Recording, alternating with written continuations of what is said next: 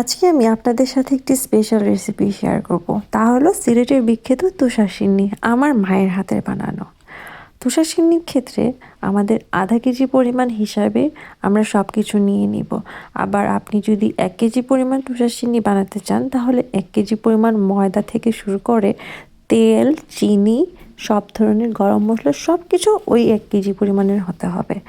আমরা এখানে দেখতে পাচ্ছেন আধা কেজি ময়দার মধ্যে আধা কেজি তেল ঢেলে দিয়েছি এবং ঠিক পাশাপাশি আরেকটি চুলায় আমরা চিনির শিরা তৈরি করছি। ওইখানে আধা কেজি পরিমাণ চিনি আধা কেজি পানির মধ্যে ঢেলে দিয়ে সব ধরনের গরম মশলা ঢেলে দিয়ে অনবরত নাড়তে থাকবো।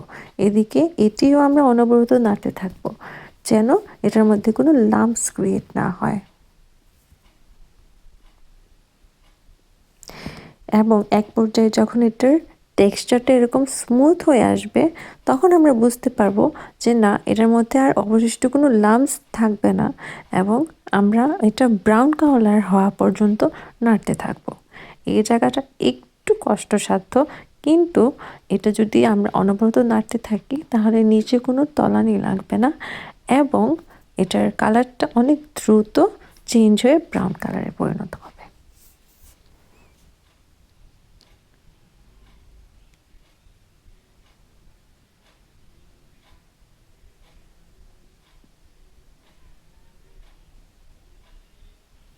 আপনারা দেখতে পাচ্ছেন এখানে অনেক সুন্দর একটি টেক্সচার ক্রিয়েট হয়েছে। এর একটু পরেই এটা বাদামি কালার ধারণ করবে। ঠিক তখন আমরা আমাদের চিনির শিরাটা এটার মধ্যে ঢেলে দিলে ঠিক এরকম ফুটন্ত ফুটন্ত একটা ভাব চলে আসবে এবং তখন আমরা চুলার আগুনটি বন্ধ করে দেব, না হয় এটা নিচে লেগে যাওয়ার সম্ভাবনা থাকে।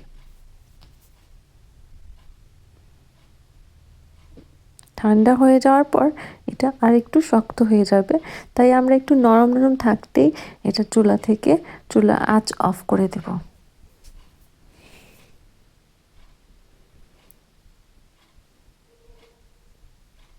হয়ে গেল আমাদের তুষার সিন্নি। ব্যাস, এখন গরম গরম পরিবেশন করব উপরে কিশমিশ এবং বাদাম দিয়ে। ধন্যবাদ।